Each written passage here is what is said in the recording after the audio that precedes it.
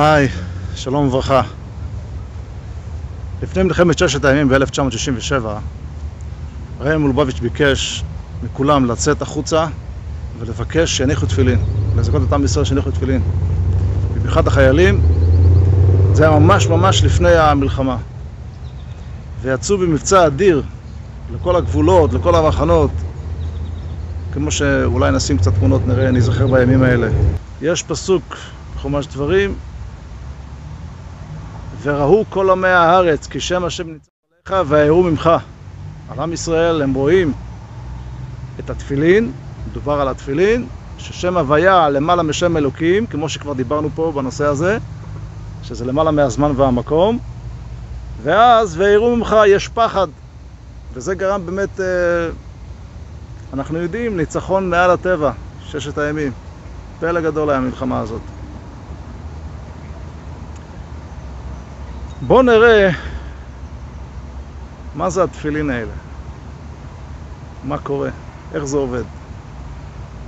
שבוע שעבר דיברנו על בני גד ובני ראובן, שיש את ההבדל בין פרשת מסעי, ששם גם מדובר על בני גד ובני ראובן שיציעו את עצמם להיכנס ראשונים, והסברנו שבפרשה של השבוע שעבר של דברים, שמשה ביקש מהם להיות גדוד נפרד ראשונים, מה שאם בפרשת מסעי הם היו יחד עם שאר השבטים, רק ראשונים בתוך שאר הגדודים, בתוך שאר השבטים.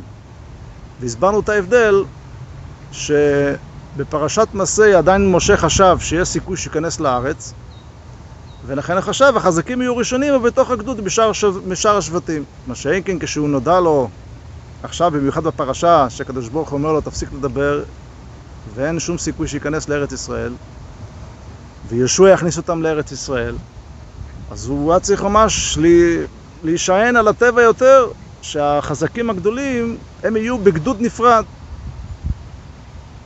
על דרך זה בנוגע לתפילין. אנחנו יודעים שבפרשת בו, ישר מיד אחרי שיצאו מארץ ישראל, ממצרים, אנחנו רואים הבדל גדול בפרשה שמדברת על התפילין.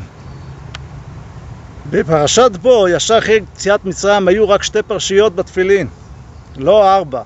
אנחנו יודעים שיש 4, שמע והיה עם שמוע, קדש, והיה כביאך. אבל ישר אחרי מצרים, היה 2 פרשיות שהזכירו שם את מצרים, שזה היה קדש, והיה כביאך. שאנחנו קוראים את זה ברבנו תם, את החלק השני. אבל כל 4 פרשיות האלה היום נמצאים בתוך התפילין. עכשיו, מה ההבדל? למה בזמן, בפרשת בו, ששם מדובר על 2 פרשיות ורק על יציאת מצרים, כי משה היה מכניס אותם לארץ ישראל, לא היה צריכים מלחמה שם. היו מפחדים. לא היה נכנסים למלחמה, הכל היה דרך ניסים.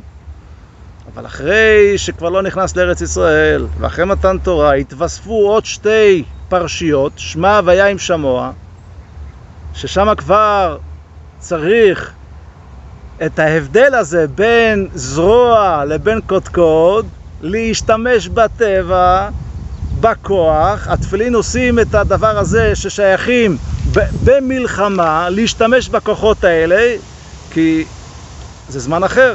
זה זמן של אחרי שמשה לא הכניס אותם לארץ ישראל, צריך להשתמש בפחד שתפילין מוציאים באופן פרטי, באופן המידות, שזה בעצם ההבדל בין 2 הפרשיות הראשונות, קדש ואביך, שזה העניין של המוחין, של השכל, שמשה רבנו היה מגיע אור מלמעלה שמבטל את המידות באופן ממילא, מה שאין כן כשישוע הכניס את עם ישראל לארץ ישראל, שם זה היה בדרגה יותר נמוכה, שאנחנו עובדים על המידות. לכן זה יותר קשה. למה? כי הבירור הוא מלמטה למעלה. כשמשה מכניס את עם ישראל, הוא מעלה אותם מלמעלה למטה. אור גדול, לכן הכל מעל הטבע, לכן הכל נצחי. אבל כשישוע מכניס אותנו, לכן צריך להשתמש בטבע, להשתמש בכוחות, כי אנחנו צריכים להשתמש במידות ולהרים אותם. לכן גם המלחמה הייתה וטרף זרוע אף קודקוד, לא רק הכוונה היא במלחמה עצמה, אלא גם כן בטיפול במידות, שאנחנו צריכים. האמת היא, זה כל התכלית של הנשמה שירדה פה על העולם. זה כל המטרה.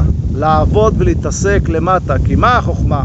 אם אנחנו נברר את המידות באופן ממילא מלמעלה למטה על ידי שמשה הכניס אותנו, לא עשינו הרבה.